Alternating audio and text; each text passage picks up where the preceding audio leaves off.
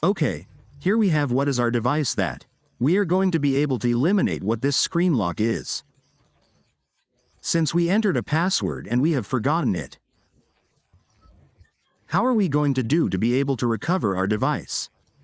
Well, in this video tutorial we are not going to use the PCEH, we also have methods with PC, and we have left a video tutorial in the description of this video to be able to do it with. Yeah, this method, as we had said, is without PCEH. What are we going to do? Well, we always recommend watching the video tutorial step by step to be able to solve what this problem is. What we are going to do is press the power button. We are going to hold it until the power button appears. We are going to turn off our phone. We are going to turn it off after it is completely off, or turn it on when it is completely off. We are going to count about 10 seconds. When those 10 seconds have passed, what we are going to do is the following. We are going to press the power button and then the volume up button.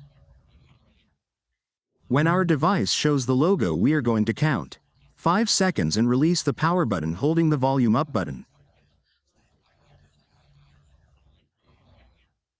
We are going to wait, and it would take us to what is this separate. On some devices you may not get the wipe data. Then, as we had told you in the description of the video, there is a method that is done by the PC. Now what we are going to do is give it here where it says wipe data, a power on. We go down, and with power on we give it again where it says wipe data. We are going to click on it, then we are going to go down and we are going to give it where it says confirm. We click on confirm and everything is going to be reset. Everything we have on our device when doing this process would be completely eliminated. Now with the power button, all the options for our device to restart. When our device has completely restarted, we will be able to configure it.